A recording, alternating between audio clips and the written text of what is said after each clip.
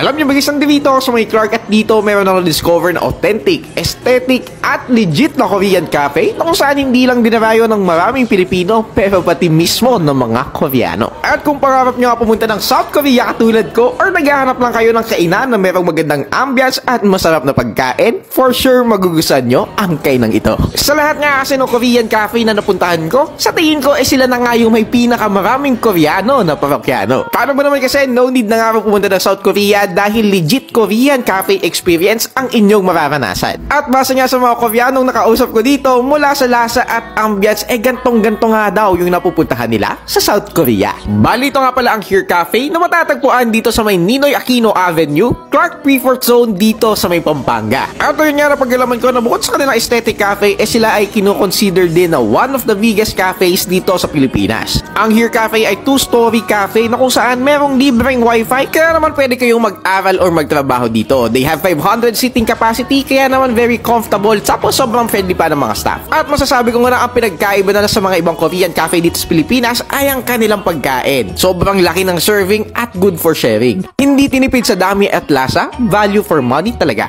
At ito nga, huwag na nga nating patagalin pa, tikiman time na! Ako na yun nga guys, finally dito nga tayo sa may Here Cafe dito sa may Clark, Pampanga. At kung naghahanap nga kayo ng authentic at legit na Korean cafe, ito ang dapat nyong puntahan dahil mula sa food, ambience at mismo sa mga may-ari, Koreano nga daw po mismo ang nagpapatakbo nito. At ayan nga, tikman natin kung masarap nga ba talaga ang kanilang pagkain. Kaya naman, let's go! At ito nga guys, legit na legit Korean food talaga oh.